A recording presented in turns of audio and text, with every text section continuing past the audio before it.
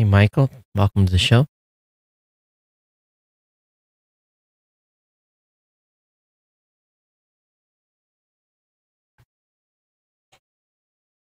This is Geek News Central. My name is Todd Cochran, coming to you as live as it can be from Honolulu, Hawaii, overlooking Greater Oahu. The lead stories are Microsoft is pushing the end of Windows 7. T-Mobile, check this out. They're going to be offering unlimited home internet.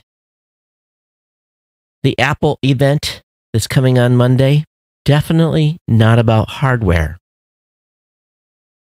Spy cams in hotel rooms. You're not going to believe this. I want to welcome you to episode 1354 of the Geek News Central podcast for Thursday, March 21st. This show is sponsored in part by GoDaddy.com and listeners just like you. Great deals from GoDaddy can be found at geeknewscentral.com/GoDaddy. You can support this show today at geeknewscentral.com/insider. Hey, I want to give a warm welcome to all of the existing subscribers and listeners of the podcast. All of you that are classified as part of the Ohana. For those of you that are checking the show out for the very first time, I want you to take just a few minutes to get over to geeknewscentral.com. When you're on the website, it's real simple. Just get subscribed to the show. The links are right on the right-hand column. It says subscribe to podcasts. Pick your poison there, whether it be iOS, Android, email, Google Podcasts, Stitcher, TuneIn, Spotify. All the links there to get subscribed to the show are on the website at geeknewscentral.com. While you're on the website, subscribe to the newsletter. That'll get you access to everything that I'm going to talk about in the show tonight. That way you'll get an email immediately following the show with all the links. It'll be exactly the same links that are on the website, but you'll have that in your inbox in perpetuity. Of course, you can always watch this show on your Apple TV. You can listen to the podcast on blueberry.com. You can also use your smart home device by using the keyword to kick that device off and say, play the podcast, Geek News Central. That'll get it about 99% of the time. We're live tonight on YouTube, Facebook, Twitter, Twitch, and of course, Mixer. And of course, don't forget, we are available at live.geeknewscentral.com. You can join our chat room as well. Our chat room is up and running, geeknews.chat. That's a great place to hang out and talk story with the rest of the family. Or if you want to join our Slack channel, you can do that by sending me an email. Of course, that email address is geeknews@gmail.com. You can contact me on Twitter as well, @geeknews. You can follow me on Facebook. And don't forget, on the website at geeknewscentral.com, all the partner show links are there, whether it be GNC Week in Review, the Gadget Professor, the Pro Gear site, the new media show, Podcast Legends. All those links to all those shows are available at geeknewscentral.com. You can always, again, pick up cool Ohana gear, t-shirts, mugs, hats at cafepress.com/Ohana store. And of course, this show would not be possible without our good friends at GoDaddy. And you can get all the great deals that I have available for you at geeknewscentral.com/GoDaddy. All those promo codes are available on the website, whether it be 30% off a new product purchase, whether it be a 99cent.com, $1 a month economy hosting. Again, $1 a month for the first year, which includes a free domain, or a $1 a month managed WordPress hosting, again for the first year, includes a free domain. So what you're really looking at there is $12, get you started. The domain name costs $8.49, so you deduct that from the $12, and really you're up and running for, what, $3.51, if I did the math right? This is a deal that you cannot pass up. These two hosting deals are unlike anything else available. All right, you're not going to find hosting package cheaper than that. Now, when you get to that checkout counter, make sure you select the 12-month option. All right, they will sometimes try to get you to do a 3-year or 2-year, but all you got to do is obligate for 12 months to lock in this deal. It's a great way to get a website started. This is really easy, and really, what do you have invested for a year? If it doesn't work, if the website doesn't end up being something you're going to use, then you don't renew it. But it's a great way to get started. So all my deals, again, are available at geeknewscentral.com/GoDaddy. You can get that 1 month free trial of GoDaddy Website Builder as well for you business owners out there. If you don't have the skills to build a website, this is the way to do it. Your choice of personal, business, or business plus plans. Now, as a reminder, all my promo codes keep this podcast online and keep my independent writing team employed. You are supporting a small team of independent content creators. This is it. Plus the external writers that do what we do here, okay? I want to thank you for your support. Share those codes with your friends, family members, people that you know. At the water cooler, hearing someone talking about doing something cool, make them think about using one of my codes and picking up a service at GoDaddy.com. So we want to thank GoDaddy for being a longtime sponsor here, of course, at Geek News Central, as we're fast approaching 14 years of continuous sponsorship of the show. Well, I have to tell you guys a little secret. Now, when you see the show, you see from here, let me see if I can move my hand. Here, those of you that are watching, you guys get this like little window of the studio. And the rest of the studio can be thrashed, and you'll never know because this little like corridor of what you see in the video. But the office is clean. It was since like January, stuff has just been piling up, corners. I've had boxes here, I had there. And finally, I walked in here Tuesday night. I'm like, oh, I need to clean this place up. Not only for my own sanity, but because I've got visitors coming tomorrow. The only thing I didn't get done is I didn't get all the dusting done because, be frank, we're 20 days away or 60 days away from shutting the studio down and transporting it across the ocean, heading it towards Michigan. So this will probably be the last surface clean I'll do before we break it down. And I got to thinking about it. I said, I'm going to have to clean all this gear as it's being packed up. And it actually kind of leads into a discussion I'm going to talk about in a minute. But anyway, the office is clean. You don't care, but it actually, nothing went out of here dirty, but it actually, I think, smells better. So, yeah, anyway, my wife was like, wow, how many trash bags did you take? I said, just one. And she said, where'd you hide everything else? And the trash can was already 3/4 full, so it wasn't that bad. But, she's a big time she's kind of a little bit of a hoarder on stuff. And when I get to the point where like little stuff I don't need anymore, I she's like, well, let's donate it or put it in a garage sale but it's all these like itsy bitsy items that really amount to nothing. And yeah, so I have a pile of stuff that went to donation. And anyway, I'm not going to sell it. It's just not worth the time. Let someone else get some more years of use out of some of those small pieces of stuff that I don't need anymore. And I'm sure there's going to be more of that going on as I get ready to load the container. Talk to my talk to my accountant today. So the corporate taxes are gone. They were due 6 days ago. We've got them turned in 7 days ago. I actually had to stop to her for a while. And then corporate taxes are done, so now it's personal tax time, and she's got all the information except for I owe her one little piece of information. But I asked her, I said, what are the damages? Because you never know year to year exactly where you're going to be, and I always end up having to write a check. And she sent me the totals. I was like, oh, whew. I was just like, it's still a big number, but it's like not as big a number as it has been in the past. I was like, wow, awesome. You kind of breathe a little bit because you don't know if it's going to be 1,000 or 10,000 or 20,000. You don't know what the exact number is going to be. I was expecting between like a 3 and 8, and she come in on the low end of that. So I was like, yay.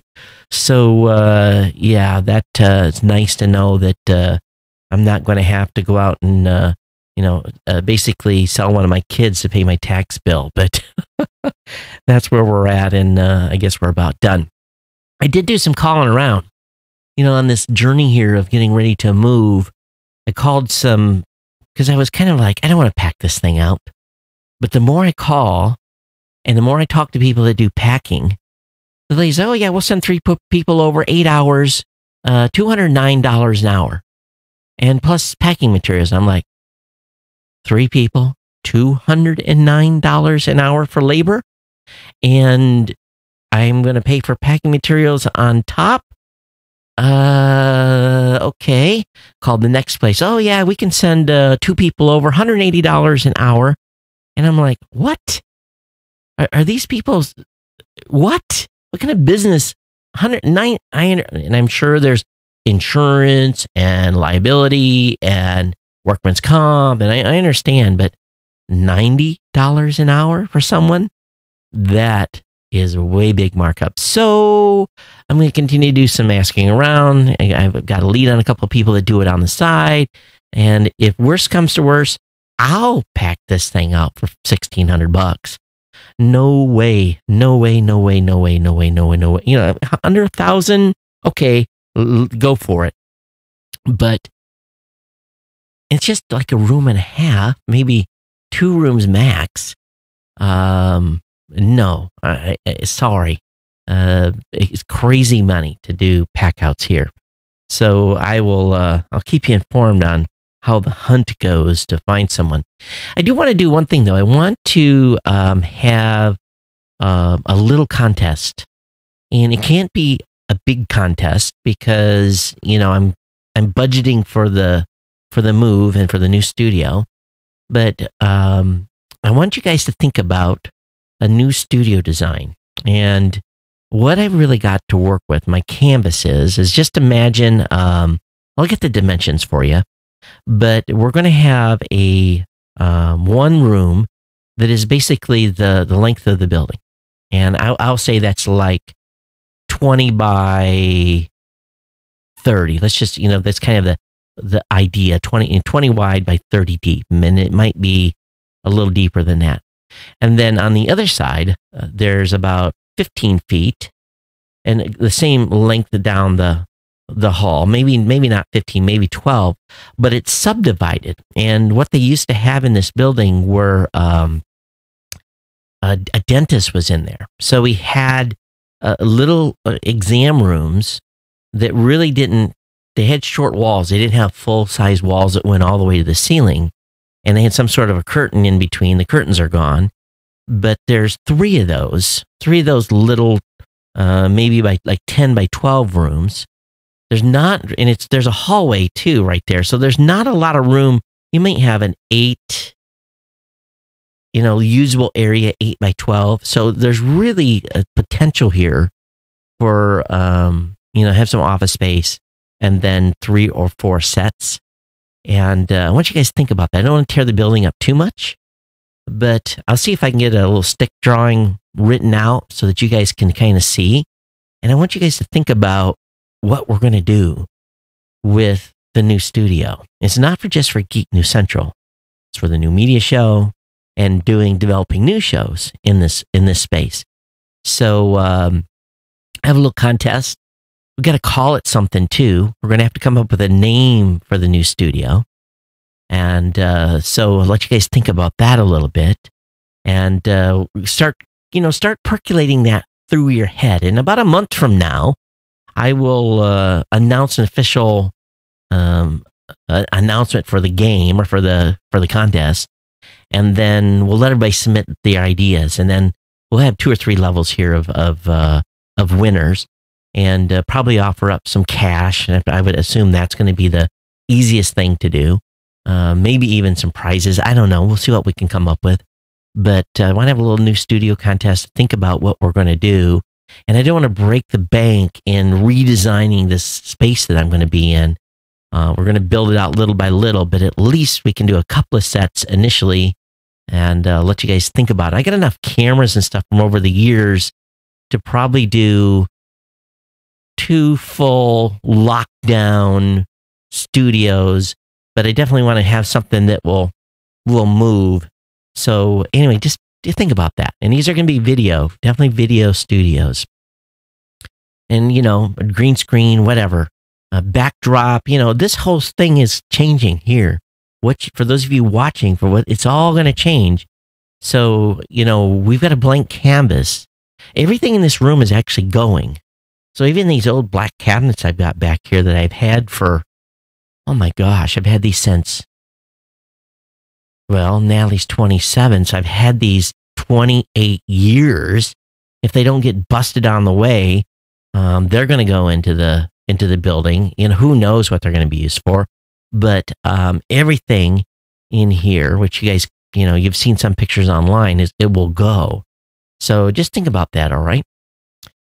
Okay, totally different thought process here. I was on Facebook earlier today, saw something, and it actually triggered me from a luncheon I'd had recently. And basically, I went to lunch and was with some people, and there's 4 or 5 of us sitting at a table, and the waitress came around and dropped our glasses of water off, and they had straws in them.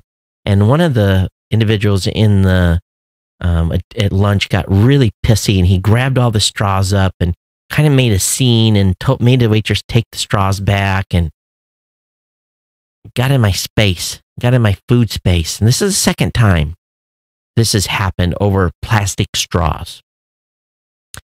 And I understand some people are militant about straws. And I know this has nothing to do with tech, but this is my time to talk to you guys like I normally do. And I just gave the individual a look. I didn't, if it had been someone I knew a little better, I probably would have had something stronger to say, but I just gave him the look. People are militant about weirdest things. And I understand the damages straws do to marine wildlife. I'm not going to downplay that. But I've also traveled throughout the world extensively. And I've driven along Manila Bay. I have seen trash in the Middle East that is unbelievable. Witnessed open defecation. Witnessed just about everything that you can imagine that goes against any type of, it's unbelievable. And yet, here in the United States, what have we been doing for many years? Can you guys remember how long it's been since, in my neighborhood, well, at least I've been here in Hawaii for 21 years, I've always had a recycle bin. Always. Before that, I lived in Maryland for 3 years. We had a recycle bin. Before that, I lived in Guam, and we had recycle bins. So at least for 25, 26, 27 years, we've had recycle bins where we recycled plastic, glass, all that stuff. And most places that I've been at, including Hawaii, burns most of their trash or has a landfill. So we do have landfills here. The United States, in my opinion, and someone maybe they can tell me differently here, we don't dump straws in the ocean. But I know at one time they dumped trash in the ocean. I understand that. But have you ever been to some of the other countries and seen the level of filth and pollution and garbage and you name it? We don't have a problem. We are good stewards as compared to the rest of the world in almost all instances. We're not the perfect, but when someone gets pissy about a straw that's going to go into a trash bag that is going to end up in a landfill. Yeah, of course, plastic doesn't degrade over the time, but that landfill's being filled up and there's nothing that's going to change that. Yet, what else do they do that helps the environment besides the stupid straw? I don't mind paper straws. I don't mind sucking my drink through something that tastes like wax paper. It's okay. No problem. But if you're out and about and you are militant about straws and you're with me, don't touch my food. or my water. I mean, we might have words. But anyway, I couldn't believe it. I was just like, my mouth was aghast. So anyway, I know some of you are like, oh my God, you want plastic straws. I'm going to make sure I buy a lifetime of plastic straws before they ban them. I'm just kidding. All right. So enough on that. Have you guys noticed? I got a little hum. You guys hearing it in the show at all? Is the filters working it out? I don't know. I got something sideways in here, and it needs to be fixed, but I don't have time. If it doesn't get any worse, we're just going to live with it till we tear this thing apart. All right, I've talked too long. Anyway, thanks for being here and let me indulge. And this is what the show's about, right? Indulging. All right, so let's talk about the tech while you're all here. And let me make sure everything is running. Yes, everything's running good. Fantastic. Nothing has failed tonight. So the news on the street, we've been talking about this a little bit, but Microsoft has started notifying Windows 7 users about end of support. If those of you that have been around long enough, we can remember the Windows 98 end of life, Windows NT end of life. Those should bring back Windows XP end of life. We should, we think about operating systems. And Windows 7, for me, was and is still today probably one of the most incredible Windows versions that was ever released. It really, truly was. You think of it, we've had Windows 7 now for 10 years. 10 years we've had Windows 7. Windows 10 is obviously a king now. Every machine that I've got that has Windows on it is running Windows 10. But Windows 7, every once in a while I'll see a Windows 7 machine. And but anyway, they're pushing hard, saying January 14, 2020 is the last day that Microsoft will offer security updates and technical support from computers running Windows 7. How many of you are in the boat of saying it's kind of like the NRA folks, you can take my gun away from me, out of my, pry it out of my dead hands, that type of a statement. How many of you are Windows 7 zealots and will say, I will run Windows 7 until the end of time? I know there's a few of you out there. That's okay. It's cool. I was that way. With a few operating Windows NT. I ran Windows NT so long, it just worked on some servers that I was using. It ran my bulletin board for years and years and years and years, and it was so solid. It never crashed. And I think some of you probably feel the same way about Windows 7. But I'll be honest with you, Windows 10 is pretty good. But Windows 7, end of support. So just remember that. The clock is ticking. Something I think is going to be a game changer in the space. At least I hope it's going to be. And if we think about this a little bit, we talk smack, and I have talked smack for years on this show about Verizon, AT&T, and T-Mobile, and Sprint, and how they all have these unlimited, limited services, right? And they're all still running unlimited, limited services. Well, when I hear that T-Mobile is starting to pilot a wireless home internet service offering quote-unquote unlimited LTE data to the home for $50 per month, I'm like, huh? Really? Are you serious? Is it truly unlimited, or is there a star? Is there an asterisk besides the unlimited? Or is there something in the fine print that's going to say, after so many gigabits, you're throttled?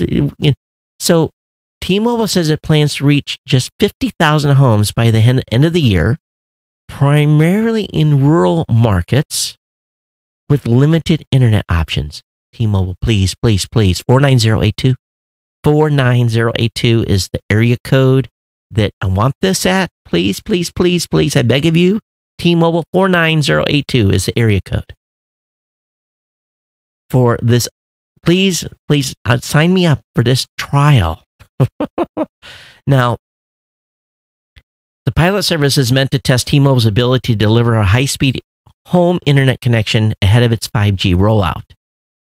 T-Mobile plans to launch this wireless home internet that relies on 5G, offering much faster service. For now, T-Mobile is only promising speeds up to 50 megs over LTE.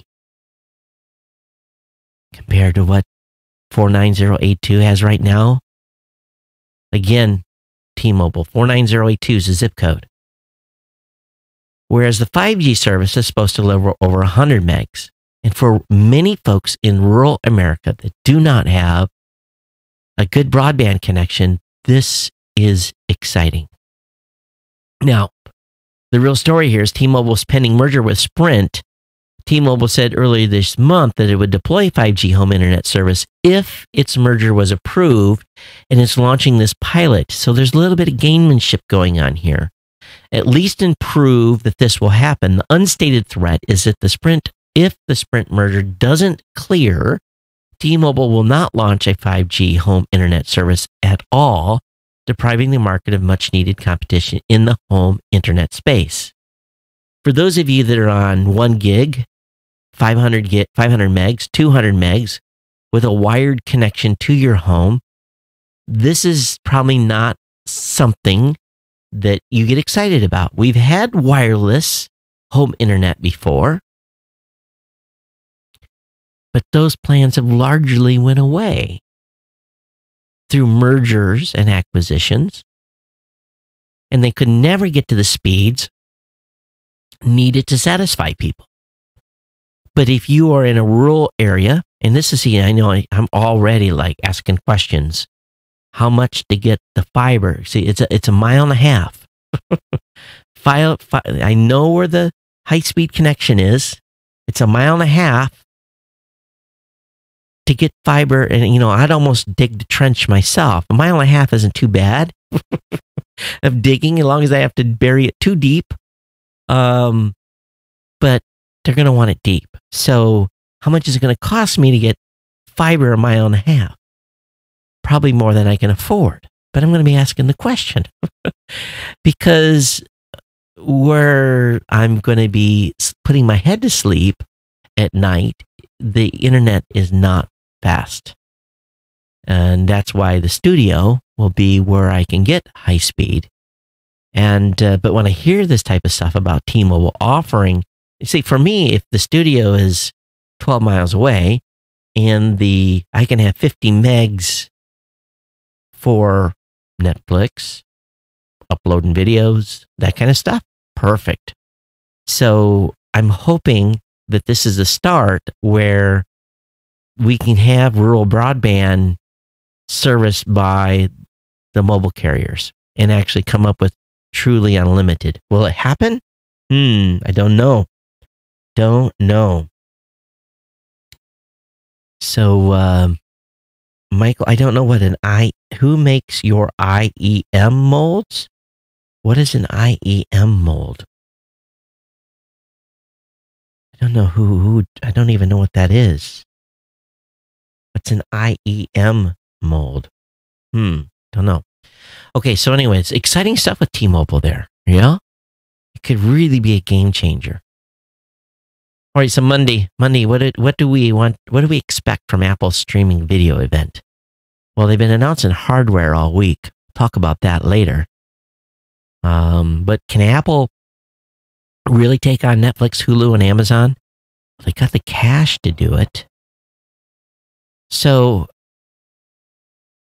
Apple is expected to give us a glimpse at its long-awaited video service. I think they're going to give us more than a glimpse because they've announced all the hardware this week, and I think it's going to be big.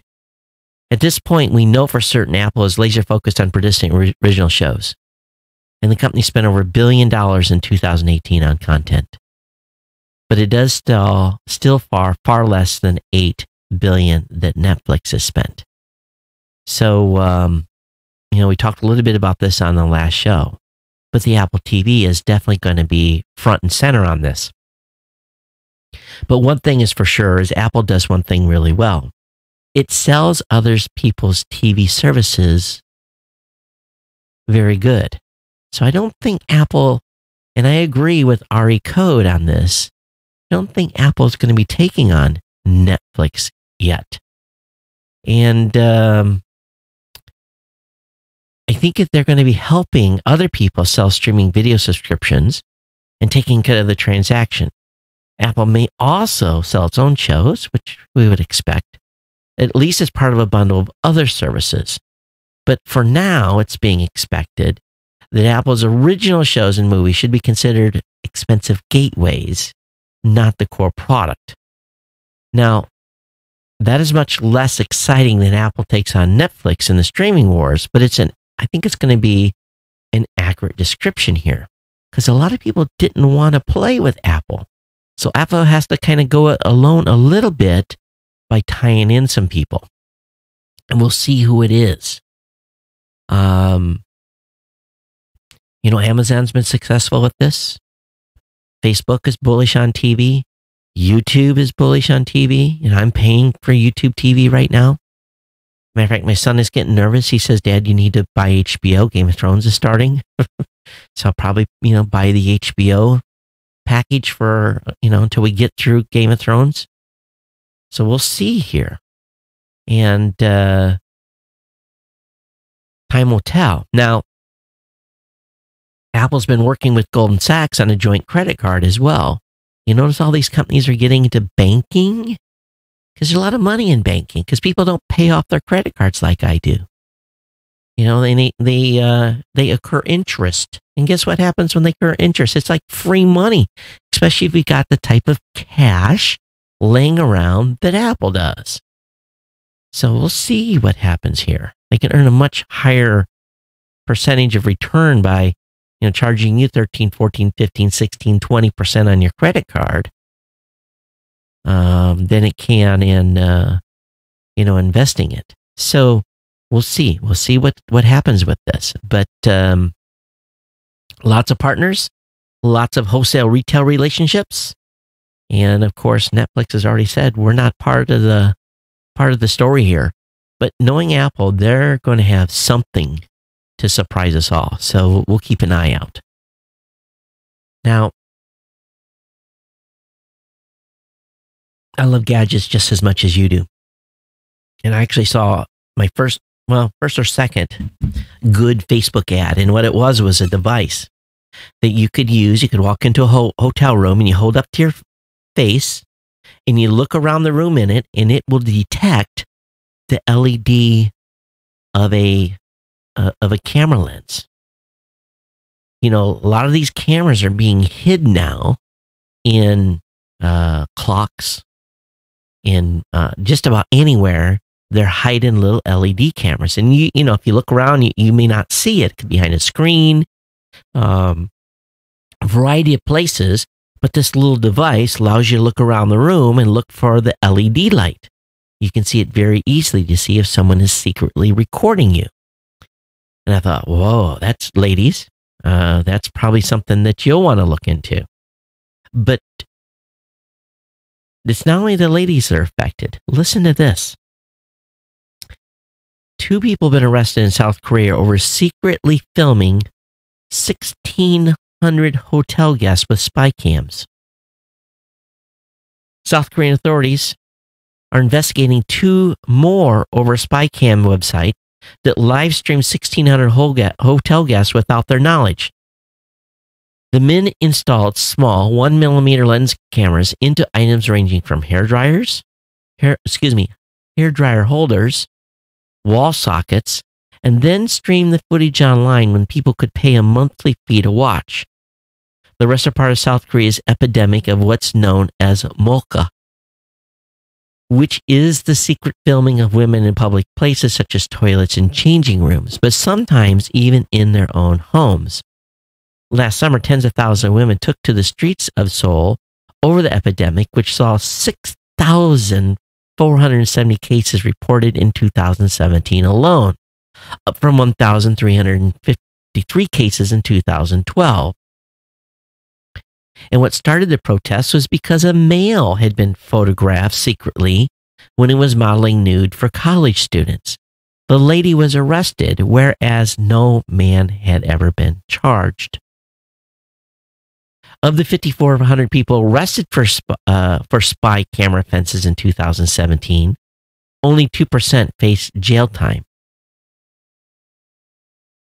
Officials from South Korea's National Police Agency told the AFP that half of the 1,600 victims in this latest spy cam scandal are men. In all, cameras are thought to have been installed in 42 rooms across 30 hotels and 10 cities between November of last year and this month. The suspect streamed 803 videos of people without their consent to a website with 4,000 members. Those members could either watch 30-second clips for free or otherwise pay a $44.95 fee to access additional features like being able to rewatch clips. 97 are said to have subscribed to this paid service.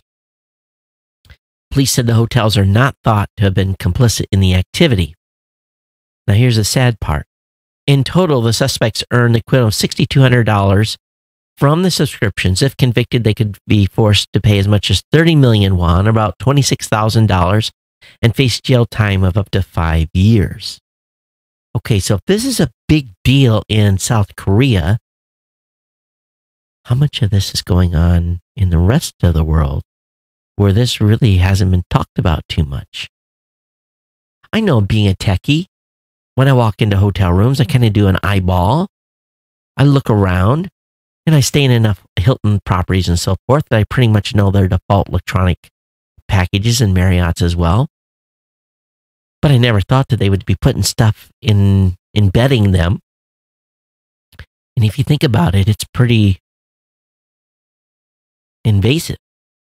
So I don't have the link to the ad I saw on Facebook about these little hand monitors that look for cameras, but I think we're at a point where these, get ready to go to a changing room, or you're going to go, where you're going to be exposed and not have control over the area.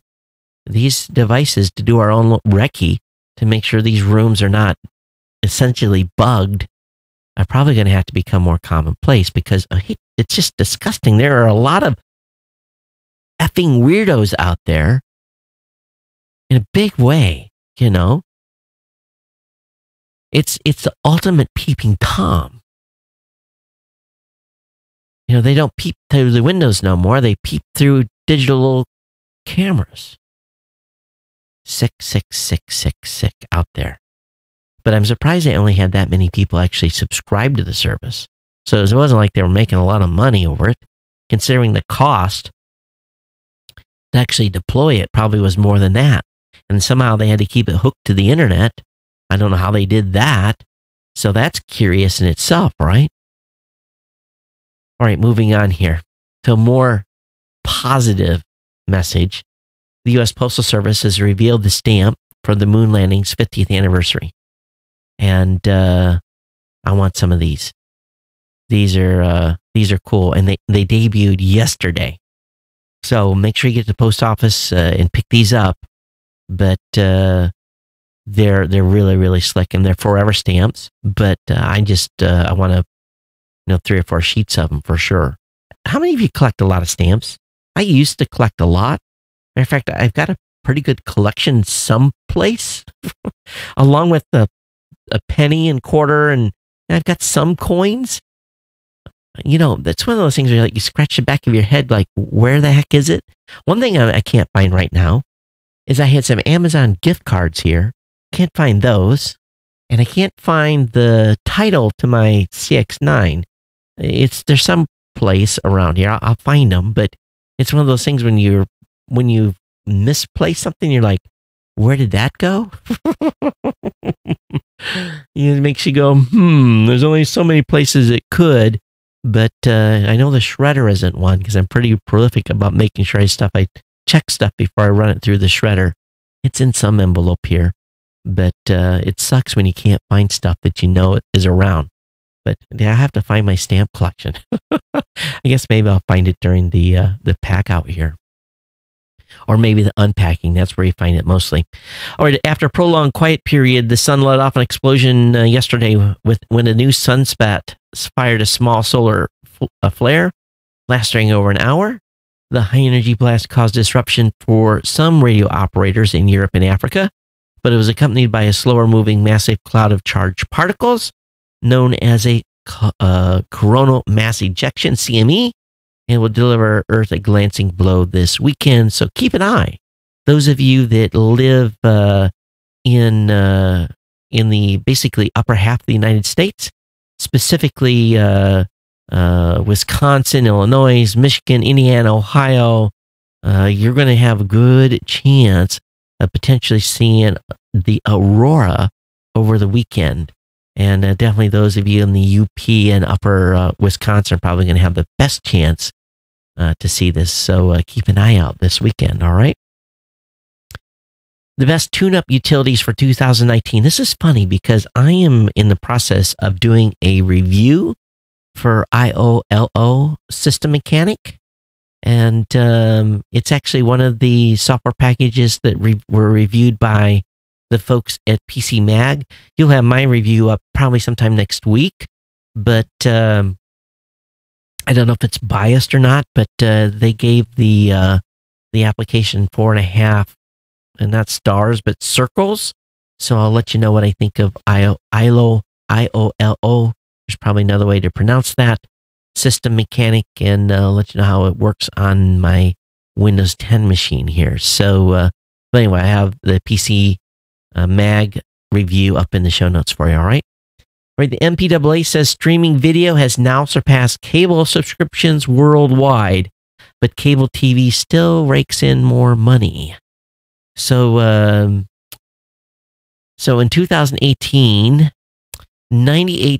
96.8 billion, or 9% over 2017. So let me read this again. The world's entertainment markets encompass both theatrical and home releases, grew to a new high end of 96.8. In particular, the highlighted rapid growth of streaming video, which grew to 613 million subscriptions worldwide, increased at 27% over 2017.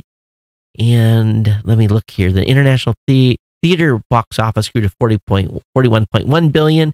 Spending in US and Canada grew to 11.9, while home entertainment hit 55.7 billion internationally. So it's on the grow, and probably largely driven by Netflix and renting movies online.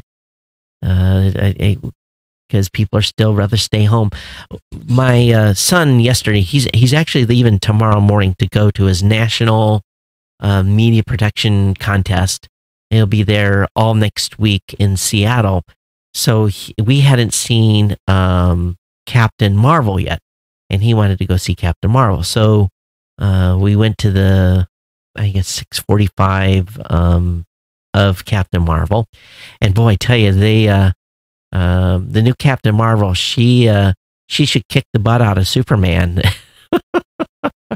They gave her some incredible powers in this movie, and if you haven't been to see it, I won't spoil it for you, but you definitely want to stay after the movie's over. You want to stay for a short 45-second clip. That was worth watching the whole movie, to see the 45-second clip at the end. That is a little teaser for end times. And so, I'm going to be on travel. I'm actually going to be in Columbus on April, let's see, I'm looking at the calendar, April 26th, when that movie is released. And based on my travel schedule and everything, I don't think I'm going to be able to see it until I get back. So please, I'm going to have to stay away from the spoilers. But my son is like, I want to get tickets all ready for it. And I'm like, well, talk to your mom, because I'm not going to be here. But I will want to watch that in the theater. And hopefully we don't have a bunch of crying kids in this one. An Illinois appeal court says the Fifth Amendment protections apply to cell phone passwords. This is big. This is big, big, big, big, big. The key to determining Fifth Amendment protections against compelled production of passwords appears to be a court's definition of the term foregone conclusion. In many cases, courts have decided the government only has to clear a very low bar to meet this demand. In those cases, the only foregone conclusion the government needs to prove is that the person is being compelled to provide a password knows the password.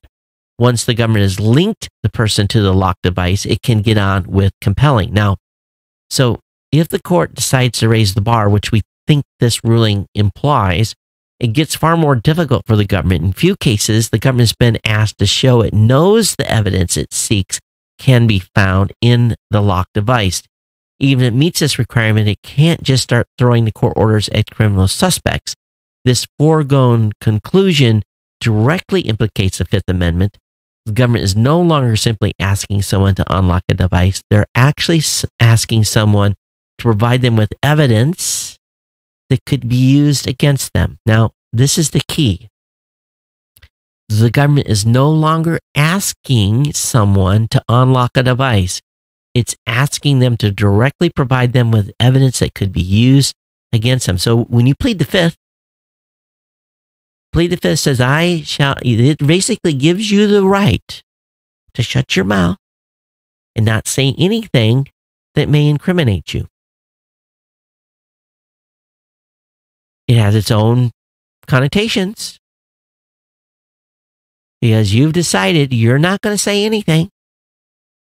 They can't compel you to basically spill your guts on yourself. And you go into a bank and you rob a bank, and 2 years later they catch you and say, "Hey, you robbed the bank." You say, "No, not me," and they can't compel you to say, "Yep, it was." You don't have to say anything.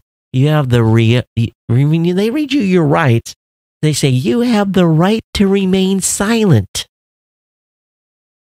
Now, I'm just going to be honest here. Each and every one of us, if we're ever arrested, that's probably pretty good advice. The Fifth Amendment was put in place to protect ourselves from basically implicating ourselves and saying stuff that will cost us to go to jail. So if typing in your password opens up your phone and gives them access to information that implicates you, this has always been a problem, right? This has been going around the courts for a while. So this court ruling is good for us, good for everybody. And we'll see where this ends up. You can always still say no. Yeah, I forgot. But that's usually not a defense. So interesting what's going on in space here. What do you think? Of course, we want bad people to be put behind bars, but also at the same instance, we have the Bill of Rights, and you've got the Fifth Amendment to the Constitution that is basically says you don't have to incriminate yourself. And if they're going to extend that to our mobile devices, it's an interesting move. Now, they can still seize your phone, but if it's scrambled and encrypted like Apple's made it, they may not get too much off it. Moving on here. eBay is adding support for Google Pay. Well, that's good. It's a payment option. And the announcement post cities, what? Oh, it basically allows millennials and Generation Z shoppers who increasingly make purchases from their phones and digital wallets a reason to use the new edition. eBay has shifted away from its reliance on PayPal since the company split apart in 2015 and is focusing on offering customers more choices in their payment options. I do like that, because every once in a while I still get something on eBay. You know what I got on eBay the other day? a favorite pair of Nike sneakers that I have. I've wore them and wore them and wore, and they're not that old. And they're the fly knit type. I broke through the eyelet, and I was like, crap. And so definitely going to try to take them and get them repaired. But I went online and I found a pair of these that were brand new, never wore, still in the box, at a steal deal. And I ordered them, and I got a steal deal on a pair of basically the same tennis shoes, same color scheme, and pretty jazzed about that. Meanwhile, I'll take these shoes to some repair place and try to get the eyelet fixed, so at least I can, wear these until they wear out. But I'll have another pair to slip into once I abuse these some more. Every once in a while you fall in love with some shoes. I'm probably a little bit, I like shoes. All right. Facebook stored hundreds of millions of users' passwords in plain text for years. And that should just make us all go, huh? So hundreds of millions of Facebook users had their accounts' passwords stored and searchable by thousands of Facebook employees, in some cases going back to 2012. Krebs on Security has learned. Facebook said an ongoing investigation has so far found no indication that employees have abused access to this data. Yeah, right. Right. Facebook is probing a series of security failures in which employees built applications that log unencrypted passwords data for Facebook users and stored it in plain text on internal company servers. The Facebook source said the investigation so far indicates that between 200 million and 600 million Facebook users may have had their account passwords stored in plain text.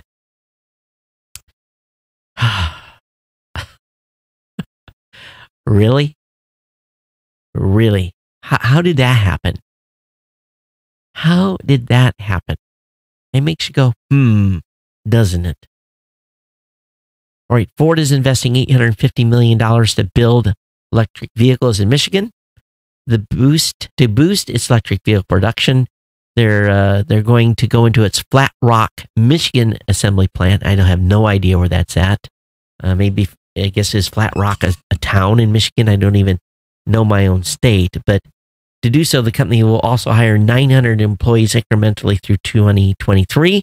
The investment is part of Ford's $11.1 billion commitment to electric vehicles, includes funding to build Ford's next generation Mustang in Michigan.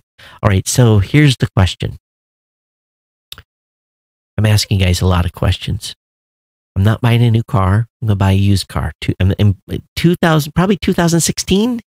That's the year model I'm shooting for, because that's where a lot of lease vehicles are being turned in and resold at this time. So what should I buy?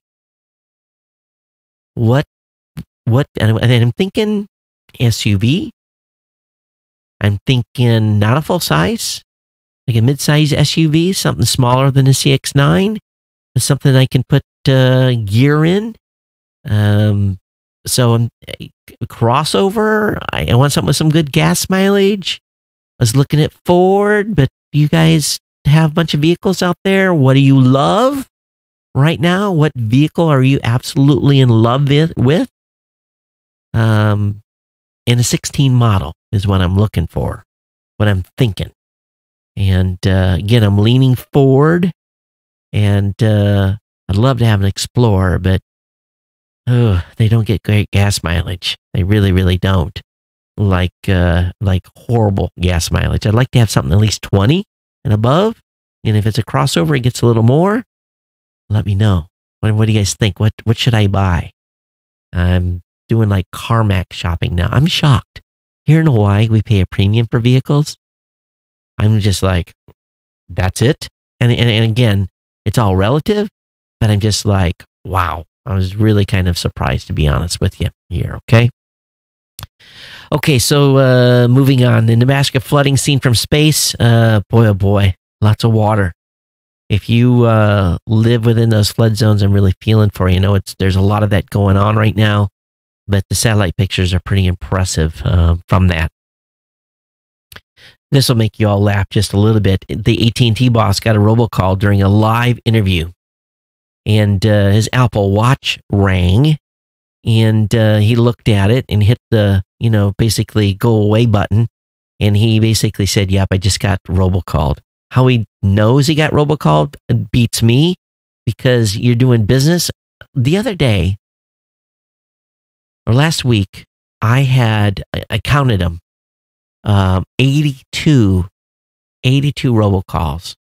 And about every 5 minutes, my phone was going. And basically, I denied every one of them, and not a single voicemail. And a couple I thought were right. I did the old answer, and I heard you hear a click, click, where it clicks over from the robot to the person. I immediately hung up on them. It's driving me insane. This has got to be dealt with. Millions of Americans still can't get broadband. And we talked about this earlier in the show, but there's a good interview between one of the FCC chairmen and the folks over at CNET. And it kind of leads into the same thing I was talking about with T-Mobile. And I don't, the incumbents, the cable folks aren't going to fix it. It's up to the wireless folks to fix rural broadband. It's being said that the Tokyo 2020 robots are to be featured at the Olympic and Paralympic Games. The 2020 robot project will assist wheelchair users at the Olympic Stadium with robots carrying food, drinks, and providing event information. Power-assisted suits will also be used at the venues and athletes' villages. The suits are designed to ease human workload and will be used to move heavy objects and for waste disposal. This project will not simply be about exhibiting robots, but showcasing their practical, real-life deployment, helping people, Hiroshi Hirokura said, the leader of the project said. So we'll see how this has. But robots have been used in the Paralympic and Olympic events before, but in a limited capacity. In Rio 2016, special robotic cameras captured still images above athletes in the badminton competition while a robot was on display at the Paralympic opening ceremony. So stepping it up a little bit. The International Space Station scientists are tested a new antibacterial coating on the bathroom door. In space, bacteria is basically given a leg up. It can evolve, become resistant to antibiotics. It can mutate. Lots of weird things happen in space. Even though space is very, very cruel, it makes bacteria stronger. So they came up with something called AGXX, and basically this agent, they integrate silver and I don't even know how to pronounce it, ruthenium. The silver and ruthenium are conditioned as a vitamin derivative, so they kill all bacteria as well as some fungi used in viruses. This was used on the bathroom wall, and it had astounding success. And NASA is really, really jazzed about this this treatment, and they feel it could be a game changer for not only keeping the bacteria down in the International Space Station, but protecting our astronauts that are up there from infection and so forth. So exciting stuff there for sure. Now, this is a little difficult topic, but it's something that we have to face at this point. Shoplifting is a big issue. Doesn't matter what age you are. People are shoplifting sometimes for the thrill. Sometimes it's a compulsive behavior. Sometimes they're shoplifting because there's a financial need to fuel a drug habit, et cetera, et cetera, et cetera. You never know. Or someone just doesn't have the money and wants something so bad they steal it. Now, there are hundreds of stores using facial recognition now, and none of them have rules or standards to prevent abuse. But what's happening is that oftentimes one store chain may have multiple store chains. And what they're starting to do is if someone is caught shoplifting and they have facial recognition data on that individual from that store, they're going to actually start banning people from their chain and from sister stores and sharing stuff in the industry. So someone could potentially be banned from shopping in actual physical stores in the future because they got caught shoplifting once. So the ACLU is saying we really need to rein in this technology. There's a risk that what we enjoy every day, the ability to walk around anonymous without fearing that you're being tracked and identified, could be a thing of the past. And again, it goes to relate to some of the stuff that's happening within stores and basically banning people. And you don't blame the stores, for banning someone that's been shoplifting in them. But we know facial recognition is being used a lot more everywhere. But imagine walking into a store and they say, "Sir, sorry, you're blacklisted from here. You're going to have to leave."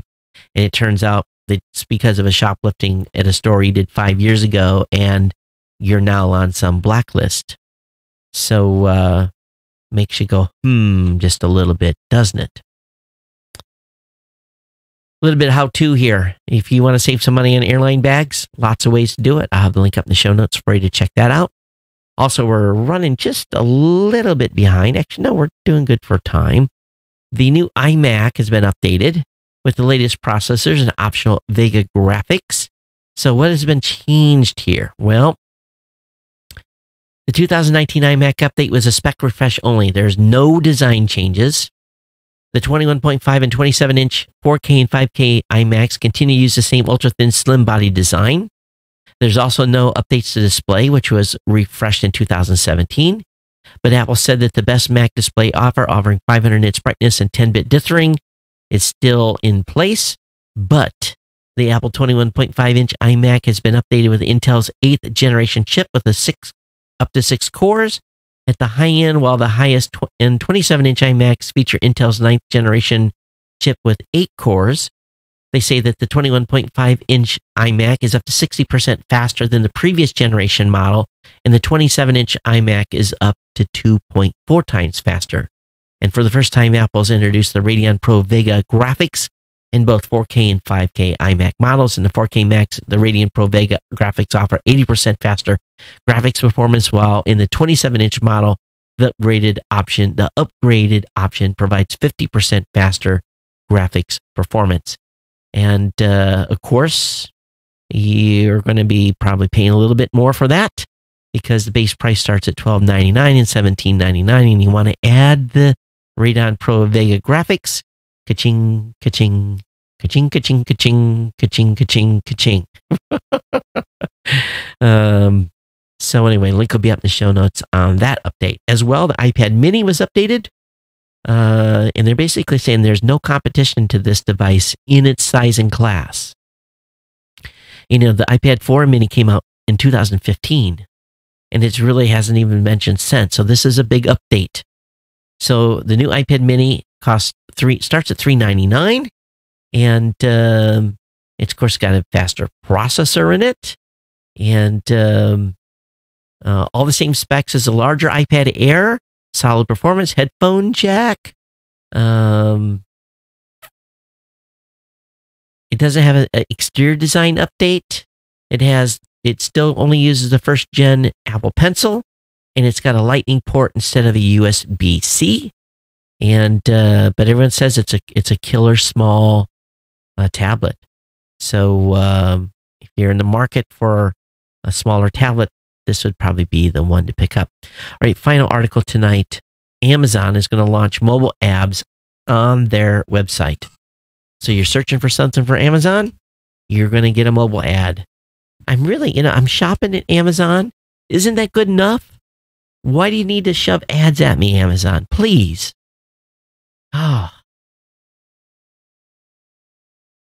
Pay Apparently, they're tired of Facebook and everyone else getting all the money. But they've been beta testing ads on Apple's Inc.'s iOS platform for several months. A similar product for Google's Android platform is planned for later this year. Oh, man. Come on. Amazon has emerged as fast-growing challenger in the digital advertising market since it captures 50% of all online sales. Isn't that enough? No, it's not. So now we're going to get ads while we're shopping.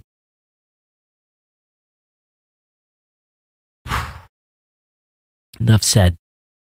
All right, folks, going to wrap the show up here. Let me see if we've gotten any email. I don't think anything came in. Yep, no one loves me here, but I've given you a lot to think about on this show. geeknews@gmail.com is the email address. It's my pleasure to bring you the podcast tonight. I'll be back with you on Monday with another edition. So here's the schedule for what's going to go down. I am going to be doing the show for the next 2 weeks. I don't leave for Las Vegas until April 5th in the evening. And then I will be in Vegas from the 5th until April 5th to the 14th. I'm home only a week. And then I'll be doing the show from the studio in Columbus so I'll do the show on April 15th and 19th, and then I'll be doing the show in Columbus on the 22nd and 26th. Kurt will probably have to do the show the following week because I'm going to be probably unable to do so. So Kurt's going to step in for me during the NAB show week, but I might offer up the show to maybe Don or someone to do a episode or two as well. But anyway, so April's going to be kind of a weirdo month, and then the craziness really begins in May. But I'll be back doing 2 full weeks of shows in May, and obviously the 16th of May is going to be the last live broadcast show out of Hawaii, and I'll switch to audio only. Those are going to be exciting because we're going to be talking about the move and everything that goes along with that in that process. And there may be some downtime where I may actually take some vacation as I'm rebuilding stuff in June and on travel too. So we'll just keep plugging away here. And this is a big transition year, as we've been talking about. But I want to thank you all for continuing to hold the line here and being insiders. The insiders are contributing monthly. I really, really appreciate it. And if you're not an insider, this would be a great time too, as I'm going to be essentially throwing $100 bills at stuff to make this transition. So any support of the show between now and really the departure time is greatly, greatly appreciated.